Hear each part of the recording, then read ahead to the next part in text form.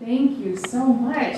Welcome to Unity of Tacoma. We are an online church with a physical presence here in Tacoma, Washington. So welcome, whether you're here in person or joining us online. I'm so glad that you've chosen to spend your morning with us today. We are in the middle, right smack dab in the middle of my 6-week series on the 5 basic unity principles. Today we will be talking about principle number 3. But before we get there, let me just catch everybody up, just in case you weren't here. And if you were here, just to remind you where we are. We started our overview talking about what a principle is. As a reminder, a principle is a fundamental truth or proposition that serves as the foundation for a system of belief or behavior or for a chain of reasoning. We're talking about the Unity 5 basic principles, so it really helps to understand what a principle is. In the first talk, we talked about the evolving nature of the 5 basic principles, not because truth has changed, but because as we have grown, our understanding of the truth has changed. We talked about what dogma is, that dogma is a principle or set of beliefs laid down by an authority as incontrovertibly true. And that part of my aim here, feel free to call me out if you ever see me walking the wrong direction on this, but part of my aim is to stay in the realm of principle, to stay in the realm of using these ideas as a way, part of our chain of reasoning, as opposed to just saying it's absolutely true. The invitation is to use it as your chain of reasoning to see if it's true for you and how your life expands and is better when you're doing it that way, from that perspective. The first basic principle is God is all there is, present everywhere, and absolute good, right? God is good. That's the beginning of the 5 basic principles song. God is good. The second principle is that human beings are created in the image of God and our very essence is divine, therefore we are inherently good. What we know of God is also true of us. Play with that idea and see what happens for you in your life. God is good, therefore I am good. God is love, I am love. God is joy, I am joy. That's something to play with. Now, several weeks ago, Christine S. gave a talk, and she talked about how learning something in chunks as individual things isn't necessarily the best way to learn and understand how things work. But taking a holistic approach is how we learn and how we understand systems better. So understanding that whatever God is, that we are also, helps us to use that in our lives through the third unity principle. The third principle is that we create our life experiences through our way of thinking. We create our life experiences through our way of thinking. Sounds like the law of attraction to anyone? A little bit? Does anyone know what the law of attraction is? I mean, the words that explain what the law of attraction is, right? The law of flotation is that anything will float as long as it weighs less than the water it displaces. That's the law of flotation. What is the law of attraction? You attract like things. Like attracts like. Like attracts like. That is the law of attraction.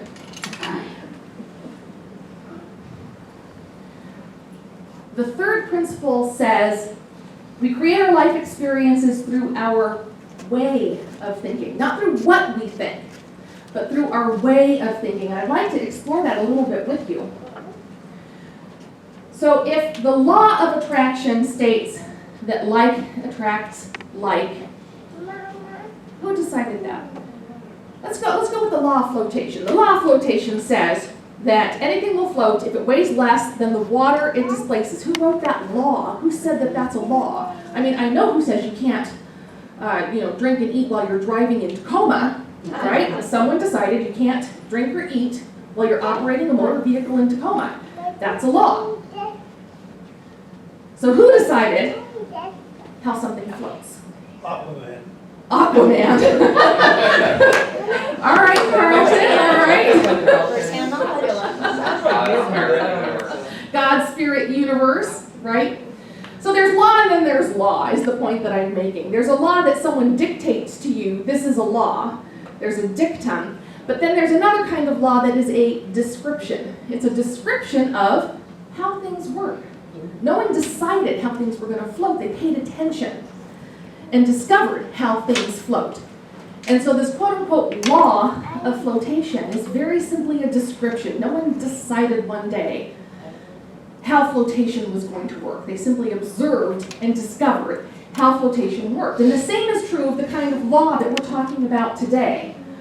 The law of attraction is only one metaphysical law. It's a good one. I think it's the one that we all like, right? That's the one that gets us sports cars, houses, and mates. Law of attraction is a pretty gosh darn good metaphysical law if you're going to go playing with metaphysical laws. Well, let's talk a little bit about how that best works. How does it best work? I can throw a leaf on the water and it'll float maybe for a little while. But it's probably not as sound as the ships that are being built these days. Right? There's a way to use the law of flotation in a way that is helpful and moves us forward. And there's a way to play with flotation in a way that may not benefit anybody and may actually cause some harm if we're not careful. And the same is true with metaphysical laws. You just have to kind of get used to how they work. So what we think is not how we create. Because if it were, that would be very easy for me. Christine S. will give me free music lessons for the rest of my life. Christine S. will give me free music lessons for the rest of my life. How's it coming? That's what I'm thinking. So obviously it's not true that what I think creates my reality. There's something a little deeper going on. Is this where I tell my story on my ex-husband? Oh, please let this be where I tell my story on my ex-husband. Yes, this is where I tell my story on my ex-husband. My ex-husband, I was with him for 18 years. He was Turkish and terribly, terribly superstitious. And one of his superstitions were that if you kicked your shoes off and they landed upside down, that it meant a death was coming. And so he always wanted us to have our shoes right side up. And you know how the marriage is over before it's over? Everyone's known somebody who, their marriage was over before it was over. Their relationship was over before it was over. Well, the marriage was over. It wasn't over, but it was over. And we were just fussing at each other all the time. Everything he did annoyed me. Everything I did annoyed him. And one day I kicked off my shoes and one landed upside down and I left it. And he marched over and flipped it over. Just annoyed that I didn't know better than to turn my shoe over. And he lectured me a little bit. And I had a thought, and I marched over to my foot slipper, and I looked him dead in the eye. If flipping over a slipper could cause someone to die, let me tell you, there would have been murder in my household that day, and I'd be a widow and not a divorcee. I think if what we thought could actually influence something that big, like life, human beings wouldn't even be here anymore. I think we've all been that annoyed or that annoying at some point in time. So obviously what we think isn't what is influencing what's out picturing in our life. It's the way we think. It's how we think, not necessarily what we think. So how? Oh, do tell us, what is this magical how of how we think? Well, let's talk about how not to think. Let's talk about how not to think. When people start playing with this idea that we call manifestation or demonstration, oh, I'm going to manifest a spouse. I'm going to demonstrate the perfect house. It starts with that idea. Oh, I'm going to manifest something. And I know y'all have experienced this somewhere in your lives, but here's how not to do it. Well, let me see. What do I like? What do I like? Okay, I want to be partnered. Well, let me see. Christine S. does a good job of being partnered with Scott. They have an amazing marriage. Every time I'm over there, Scott's like fixing something. They're always being nice to each other. They live in a neat house. They've got gorgeous kids. Obviously, I want Scott.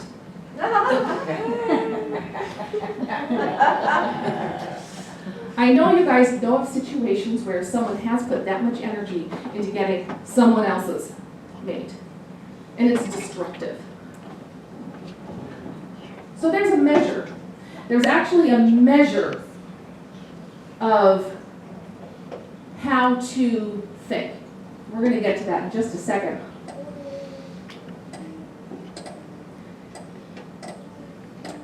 How to think involves not I want Scott or I want Christine as his house, because she's so happy in it, so obviously I would be happy in it.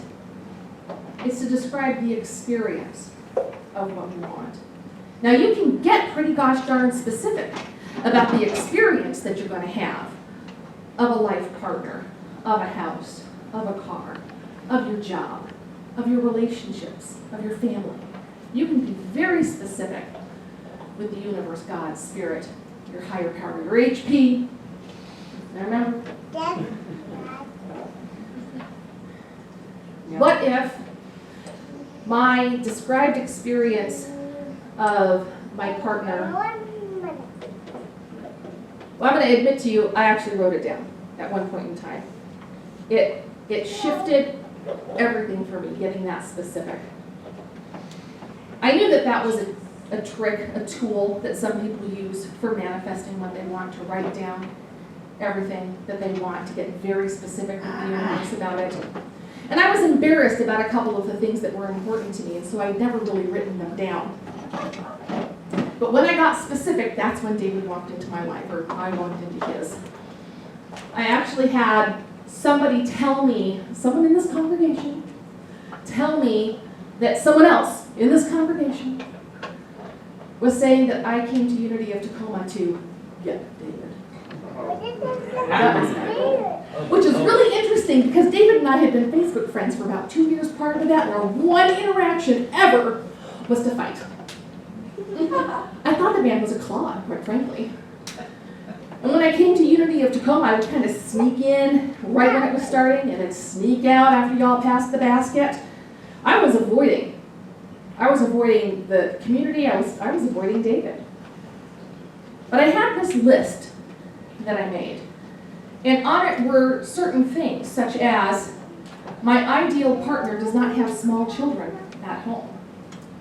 Well, Christine S. and Scott have small children at home. They're very happy with that, but I'm here to tell you, I was done with small children. I'm a grandmother. I'm good.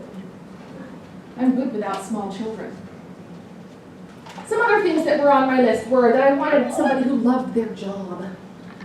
Boy, you don't get into ministry unless you love your job. Now here's one of the embarrassing ones. I'm a big woman. I wanted a person who was bigger than I was in some way. Taller, stronger, or fatter. I got fatter, I'm cool with that. It was important to me. Now, of course, I love him so much that even if he got fit and trim, I'd probably still love him. But I got specific about the experience that I wanted.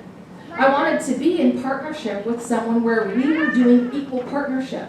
It was very important to me that it not be 50-50 partnership. It was very important to me that it be 100-100. He gave 100, I gave 100.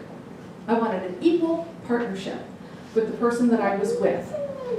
Listing out these things that created the experience that was important to me, never named a single person. And in fact, I was doing this work diligently with a minister of mine, making the list, praying on ideal partnership, seeing David once or twice a week at the church, and running from him. This is the way the universe works. We were meant to clash together at some point in time. And the universe kept putting us in each other's way. I was the one getting in the way. But that's how you do it. You describe the felt experience of what you want. You paint it like a picture. You know what you're called to.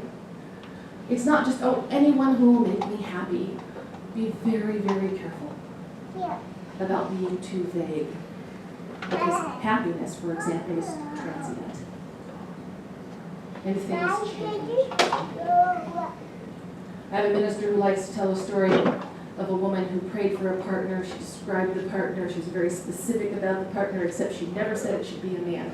Boy, was she surprised when she found her partner.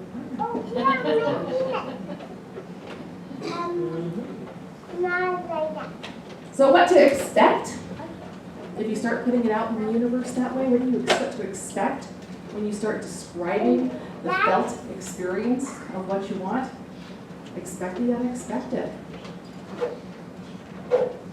There's a saying that says fuzzy thinking equals fuzzy results. So it's important to be specific.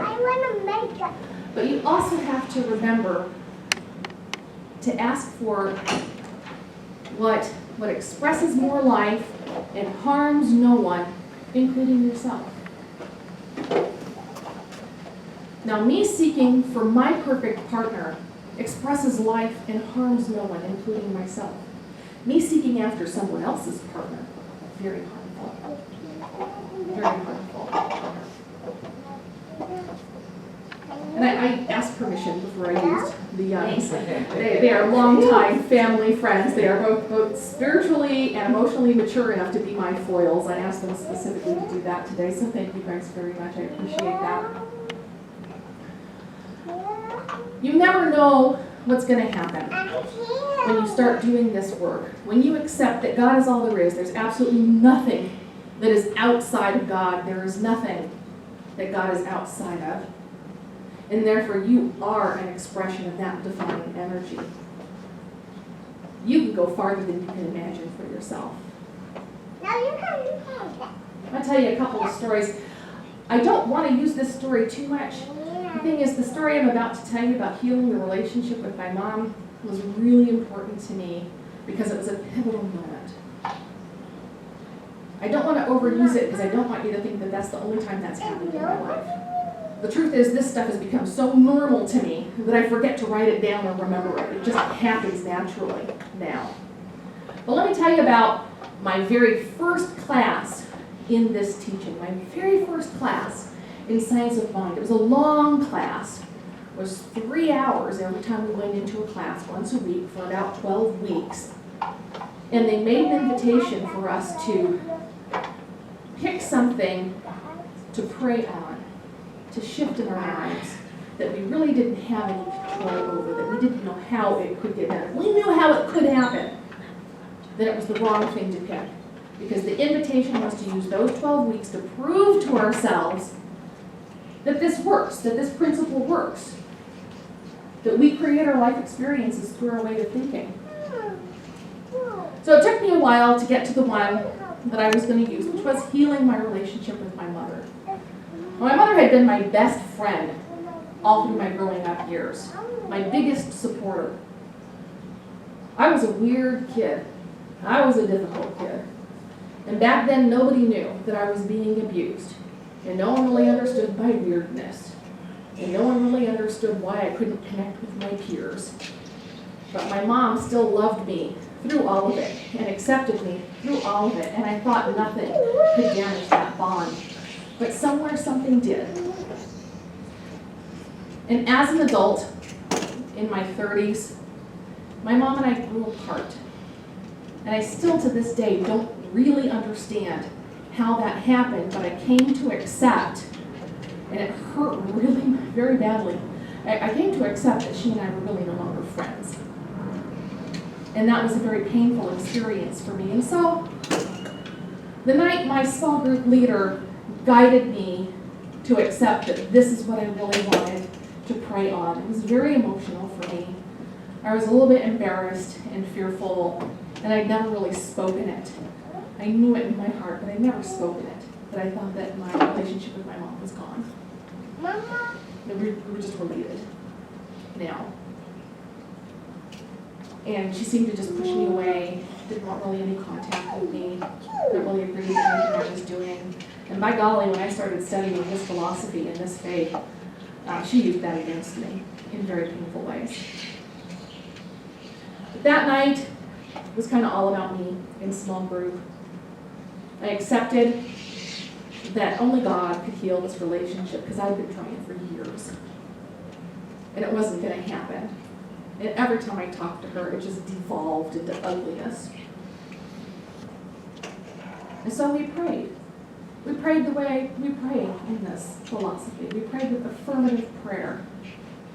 And I had the power of my small group with me, and I had the power of my small group leader with me. And we prayed, and when we were done, I was elated. I was absolutely elated. And I got in my car after class, and I was like, you know what, if this is it, if it's just some sort of neuro-linguistic programming where we reframe how things are in our world, I'm good with that. I hadn't felt happy about my relationship with my mom for years, and that day I was able to just accept her where she was at, what she thought about me, and I didn't really care that she had a negative opinion of me. I only cared that I still had that connection with her somewhere. And she was my mom, and she'd been so meaningful for me growing up. I was good, my prayer worked. And before I even got out of the parking lot, my mom called me. My mom, who'd been avoiding all contact with me, she called me.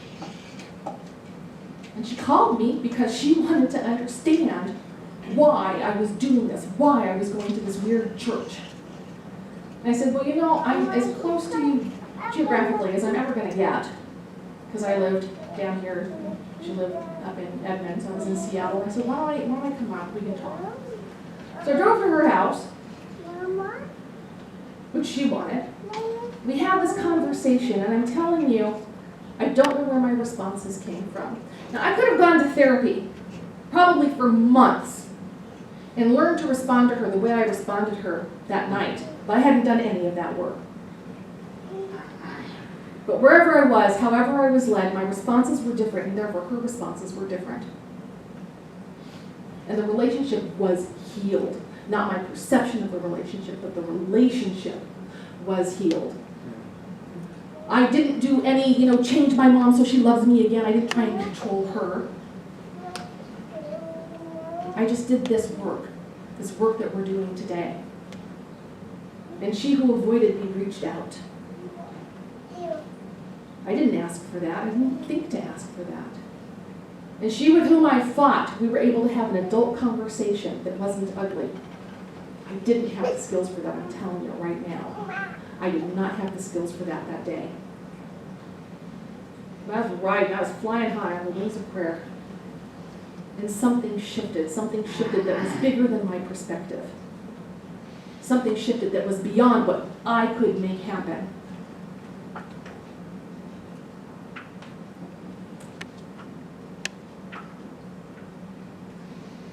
I've told that story several times.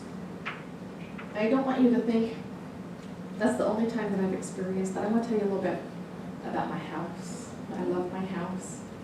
David and I just bought a house together when he moved in. It was a house I owned. Now we are in it together in a house in Hilltop here in Tacoma. And I did my work for the house. I knew exactly what I needed. I wanted an easy commute to work. I wanted the option of going car-free from wherever we lived. I needed at least 6 bedrooms divided in such a way that respected people's privacy, because my mom and my adult son wanted their own rooms. My daughter, her partner, and their baby kind of wanted their own apartment. David and I wanted our own apartment. Now, we had looked at easily 10 to 15 houses by the time we found this one. And I was kind of confused about this particular house because it was listed as a 4-bedroom. That's just not enough for us. We pulled up in front of it, and David took one look at this little cracker box. It's tiny. He's like, there's no way. There's absolutely no way. We need to call a realtor and just bail and not waste his time. But he pulled right up and let us in. And I was reading the description on my phone and trying to figure out what I was reading. So main floor, 2 small bedrooms, awesome. Kitchen, bathroom, perfect. My daughter, her partner, and their baby could easily live there. I found the stairs to go up. And 2 large bedrooms for 2 big introverts who could have their own spaces up there without a need to constantly be in the living room to kind of get some space, just big large bedrooms about as big as the downstairs area. I'm like, okay, so let's take a look at this finished basement, because I couldn't figure out if the two quote extra rooms were the attic rooms or not.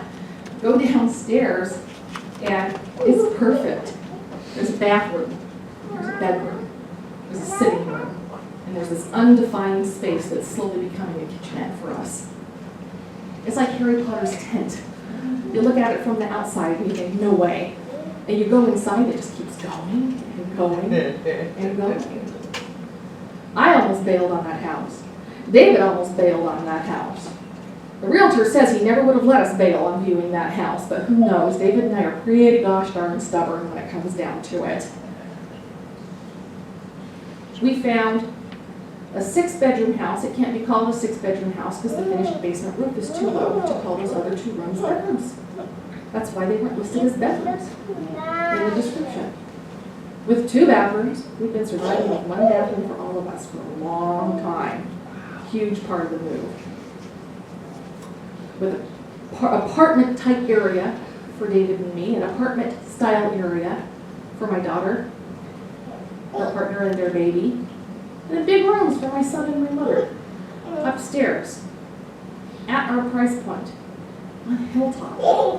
I don't know how it could have gotten any better. Okay, there's one way it could get better. Y'all can pray for my plumbing. Would y'all please pray for my plumbing? It's a 100-year-old house. That plumbing needs some prayer work and probably a few $1,000s. But for now, we're flushing with prayers and really enjoying this amazing house that we found. And despite the fact that the 2 of us were positive it wasn't the right one, something drew us to it. Something made it possible. And that, I'm discovering, is how my life works. It's not quite as dramatic as healing a completely fractured relationship between who used to be best of friends. It's not quite as dramatic as a life saved. But even just buying that house has allowed me to become debt-free, except for my mortgage, and for David to really be happy. We weren't that happy in the smaller house on K Street. And now, we've been together 7 years. I was sharing with my prayer group last night. I think we've hit the 7-year itch. I don't even know who this man is. I've never seen him this happy before. It is phenomenal. He told me he wanted to plant a fig tree in the front yard, and I said, okay, because I knew he'd never do it. So there's a fig tree in my front yard now. I'm excited. I'm excited because he's excited. And the moral of these stories is that the what is your purview. What is calling you?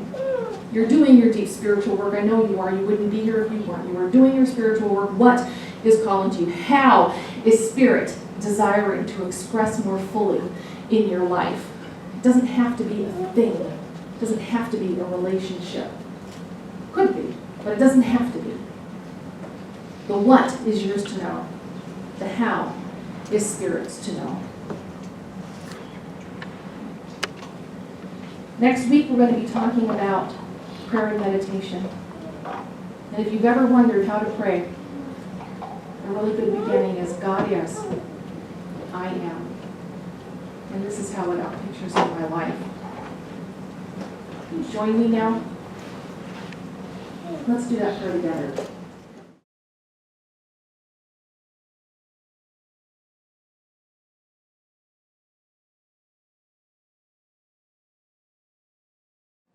Unity of Tacoma is an online church with a physical presence in Tacoma, Washington. We invite you to join us, whether online or in person, for our autumn program beginning September 1st, Power Up, with Reverend David Elliott. See you there.